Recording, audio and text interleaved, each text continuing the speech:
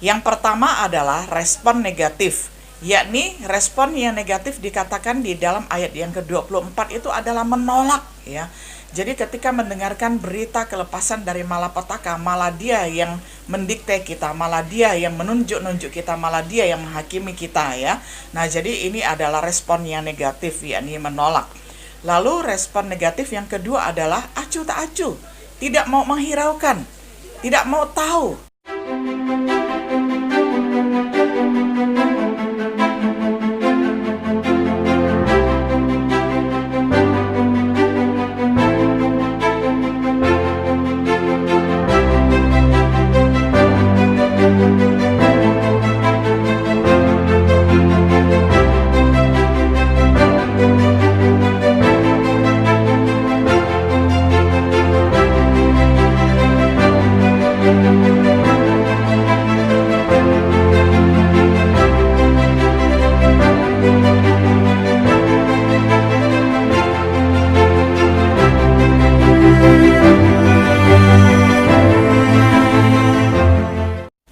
Shalom, sahabat setia yang dikasihi oleh Tuhan. Jumpa lagi di dalam acara Renungan Sahabat Setia. Pada hari ini kita akan merenungkan bersama satu tema, Jalan Kelepasan dari Malapetaka. Pembacaan firman Tuhan dari Amsal 1 ayat 20 hingga ayat 33. Saya bacakan untuk kita semuanya. Hikmat berseru nyaring di jalan-jalan, di lapangan-lapangan ia memperdengarkan suaranya. Di atas tembok-tembok ia berseru-seru, di depan pintu-pintu gerbang kota ia mengucapkan kata-katanya. Berapa lama lagi, hai orang yang tak berpengalaman, kamu masih cinta kepada keadaanmu itu? Pencemooh masih gemar kepada cemooh, dan orang bebal benci kepada pengetahuan? Berpalinglah kamu kepada teguranku, sesungguhnya aku hendak mencurahkan isi hatiku kepadamu dan memberitahukan perkataanku kepadamu. Oleh karena kamu menolak ketika aku memanggil, dan tidak ada orang yang menghiraukan ketika aku mengulurkan tanganku, bahkan kamu mengabaikan nasihatku dan tidak mau menerima teguranku, maka aku juga akan menertawakan celah kamu. Aku akan berolok-olok apabila kedahsyatan datang ke atasmu. Apabila kedahsyatan datang ke atasmu seperti badai, dan celaka melanda kamu seperti angin puyuh, apabila kesukaran dan kecemasan datang menimpa kamu, pada waktu itu mereka akan berseru kepadaku, tetapi tidak akan kujawab. Mereka akan bertekun mencari aku, tetapi tidak akan menemukan aku, oleh karena mereka benci kepada pengetahuan dan tidak memilih takut akan Tuhan. Tidak mau menerima nasihatku, tetapi menolak segala teguranku. Maka mereka akan memakan buah perbuatan mereka dan menjadi kenyang oleh rencana mereka. Sebab orang yang tak berpengalaman akan dibunuh oleh keengganannya, dan orang bebal akan dibinasakan oleh kelalaiannya. Tetapi siapa mendengarkan aku, ia akan tinggal dengan aman, terlindung daripada kedahsyatan malapetaka. Sampai demikian jawab pembacaan firman Tuhan dari Amsal pasal 1 ayat 20 hingga ayat yang ke-33. Sahabat setia yang dikasihi oleh Tuhan, bagaimana jikalau seseorang yang sudah bertahun-tahun mendekam dalam penjara, kemudian secara tiba-tiba, bagai hujan di siang bolong, diberitahukan kepadanya bahwa ia dibebaskan dengan syarat ia tidak boleh melakukan kejahatan lagi? Betapa besar sukacitanya, tidak dapat dilukiskan lagi dengan kata dan dengan berbagai bentuk ekspresi hati yang bersukacita. Namun bagaimana kalau berita pembebasan ini hanya tinggal berita, dan orang yang terpenjara selama bertahun-tahun ini tidak mau memenuhi persyaratan pembebasan? Sungguh hal ini adalah suatu tindakan yang bodoh. Namun dua fenomena ini tidak jarang ditemui dalam kenyataan hidup kekristenan kita.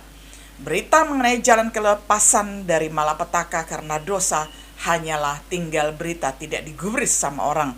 Banyak orang hanya ingin lepas dari malapetaka, namun tidak mau lepas dari dosa sebagai penyebab malapetaka.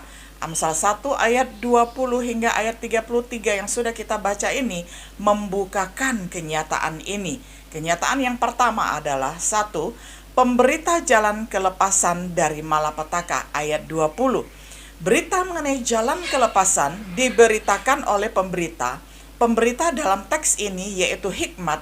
Hikmat dikiaskan sebagai orang. Hikmat yang berasal dari takut akan Allah memberitahukan jalan keselamatan dari dosa. Kita diingatkan kepada sejarah kehidupan umat Allah atau Israel bahwa para nabi adalah sebagai pemberita jalan kelepasan dari malapetaka, selalu hanya menjumpai orang-orang yang dengan keras kepala dan tidak mau menghiraukan berita sukacita ini.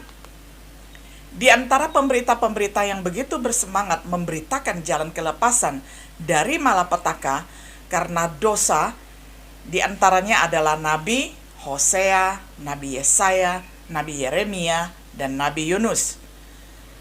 Lalu yang kedua, kenyataan yang kedua yang diberitahukan oleh Amsal pasal 1 ayat 20 hingga ayat 21 adalah tempat pemberitaan.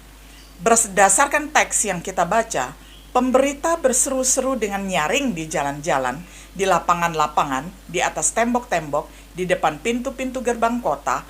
Hal ini dilakukan oleh para nabi Israel. Mereka memberitakan berita pembebasan dari dosa di banyak tempat, seperti di istana-istana, di pintu-pintu gerbang kota, tempat penyelesaian masalah, di lapangan-lapangan terbuka, serta di jalan-jalan.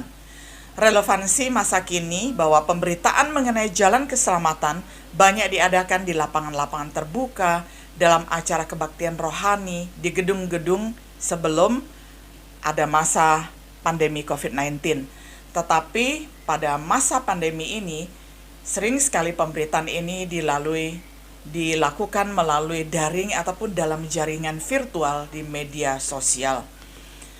Yang ketiga, objek pemberitaan jalan kelepasan dari malapetaka ayat yang ke-22. Jalan kelepasan dari malapetaka diberitakan kepada banyak orang yang hidup dalam kehancuran karena dosa. Berdasarkan teks bahwa malapetaka ini merupakan bentuk hukuman Allah karena dosa, Allah mengasihi orang berdosa sehingga ia memberitakan jalan kelepasan kepada yang pertama, orang yang tidak berpengalaman. Orang yang tidak berpengalaman ini yaitu orang yang menolak berita keselamatan yang ditawarkan. Mereka biasanya lebih terbuka terhadap berbagai pengaruh, khususnya pengaruh terhadap moral, dan pengaruh tersebut biasanya adalah pengaruh buruk, menolak hal-hal yang baik. Yang kedua adalah pencemooh. Berdasarkan pengertian Ibrani, pencemooh adalah suatu golongan yang memiliki sifat buruk. Pencemooh adalah musuh besar dari hikmat. Mereka biasanya sombong, suka mengejek, suka menentang, dan suka mengkritik. Yang ketiga, orang bebal. Orang bebal adalah orang yang membenci pengetahuan. Dalam bahasa yang lebih tepat, bebal berarti orang yang tidak tahu adat, tidak tahu sopan santun, dungu, orang yang tidak memperhatikan kebenaran moral, dan hidup tanpa memerdulikan standar moral. Yang keempat, isi pemberitaan terdapat di ayat yang ke-23. Yang pertama, tentang berita pertobatan. Isi pemberitaan jalan kelepasan dari malapetaka yaitu berita pertobatan. Berpalinglah kamu kepada teguranku, ayat 23. Allah menghendaki orang berdosa yang hidup dalam akibat dosa dan yang sudah lama meninggalkan Tuhan kembali kepada Tuhan. Berpalinglah, ini adalah seru-seruan hikmat kepada orang-orang semuanya yang terhilang agar boleh kembali kepada pertobatan. Inilah inti dari berita pertobatan. Yang kedua, berita pengasihan. Pemberitaan mengenai jalan kelepasan dari malapetaka menyatakan kasih setia Allah. Kalau tanpa kasih, maka Allah akan tetap membiarkan umatnya yang berdosa itu tetap di dalam malapetaka. Nah, yang kelima, kita mau melihat respon terhadap pemberitaan dan akibatnya. Yang pertama adalah respon negatif, yakni respon yang negatif dikatakan di dalam ayat yang ke-24 itu adalah menolak, ya. Jadi ketika mendengarkan berita kelepasan dari malapetaka, malah dia yang mendikte kita, malah dia yang menunjuk-nunjuk kita, malah dia yang menghakimi kita ya. Nah, jadi ini adalah respon yang negatif, yakni menolak. Lalu respon negatif yang kedua adalah acuh tak acuh, tidak mau menghiraukan, tidak mau tahu. Nah, ini juga adalah sifat yang buruk, yang negatif. Lalu yang ketiga adalah masa bodoh, mengabaikan. Kalian mau berita apa kek, saya tidak mau tahu ya. Nah, jadi ini adalah masa bodoh, mengabaikan, tidak mau ambil peduli, tidak mau mendengarkan. Ayat yang ke-25, masih sibuk dengan hobinya sendiri. Nah, yang keempat adalah membenci pemberitaan. Jadi pemberitaan itu dibenci oleh orang-orang yang mendengarnya. Jadi selain ditolak juga dibenci dan bahkan sering diancam. Lalu yang kelima adalah memilih tidak takut akan Tuhan. Nah, jadi jangankan takut akan Tuhan, biasanya kepada pemberita aja ya dipandang hina, dipandang rendah dan sebagainya. Jadi tidak takut kepada Allah, apalagi takut kepada manusia. Ayat yang ke-29. Nah, akibat dari respon yang negatif, akibatnya dikatakan di dalam ayat yang ke-26, mereka akan menerima olok-olokan karena kecelakaan ya, karena mereka mau diloloskan dari malapetaka tetapi tidak mau, maka ketika hari malapetaka datang menimpa, mereka akan diolok-olok karena mendapati dirinya sedang dalam keadaan celaka. Lalu yang berikutnya, respon ataupun akibat yang negatif yang kedua adalah ditimpa kesukaran dan kecemasan. Ayat yang ke-27. Orang yang menolak berita kelepasan ini, saudara, dampaknya adalah akan ditimpa oleh berbagai kesukaran dan kecemasan.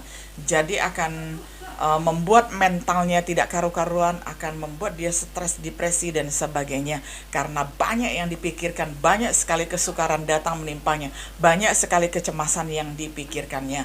Lalu akibat yang ketiga adalah doa-doa mereka tidak dijawab. Ayat yang ke-28.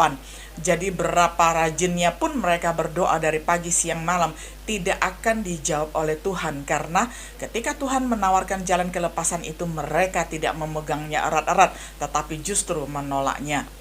Lalu yang keempat, itu diberitakan di dalam ayat yang ke-32 bahwa mereka yang menolak berita jalan kelepasan dari malapetaka ini, mereka akan dibinasakan. Artinya mereka akan terhilang selama-lamanya.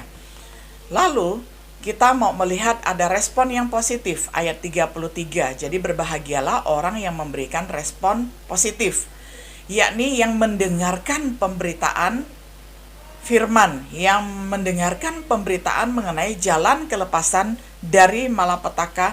Bukan hanya mendengar, tetapi yang menyimpannya di dalam hati, menyimaknya baik-baik, dan kemudian melakukan firman tersebut. Nah, kemudian setelah itu mereka menerimanya dengan penuh sukacita, bagaikan menerima hadiah yang sangat mahal, karena mereka akan mendapatkan kehidupan yang kekal selama-lamanya.